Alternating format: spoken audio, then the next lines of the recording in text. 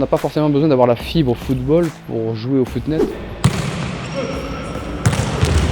Bonjour, je m'appelle Guillaume Ortiz, je suis le sélectionneur de l'équipe de France de footnet. Alors le footnet, c'est aussi le tennis ballon pour la plupart des gens qui le connaissent. C'est un sport qui se pratique à 3 contre 3, 2 contre 2 et 1 contre 1. Et les dimensions sont approximativement celles du terrain de volley et du terrain de tennis. Vincent Vasino, j'ai la chance d'être capitaine et je joue dans 2 disciplines, le simple et le double. Il faut savoir que ce sport a presque 30 ans en France, depuis maintenant 2 ans, depuis l'intégration à la fédération. Le développement s'accélère de façon exponentielle, avec notamment un magnifique titre de champion du monde complètement historique, acquis à Prague devant 5000 personnes en novembre 2022. C'est déjà un sport qui est très technique, physique bien sûr à haut niveau. Il y a également beaucoup de souplesse à avoir en fonction des spécificités de chacun, mais la technique prime sur le physique. Chaque joueur a sa spécificité. Il y a des attaquants, des contreurs, des défenseurs, des passeurs. Ça ressemble assez proche du volley, puisque c'est un sport où on fait des passes et le but du jeu c'est de renvoyer le ballon de l'autre côté en essayant que l'adversaire ne le récupère pas. On n'a pas forcément besoin d'avoir la fibre football pour jouer au footnet.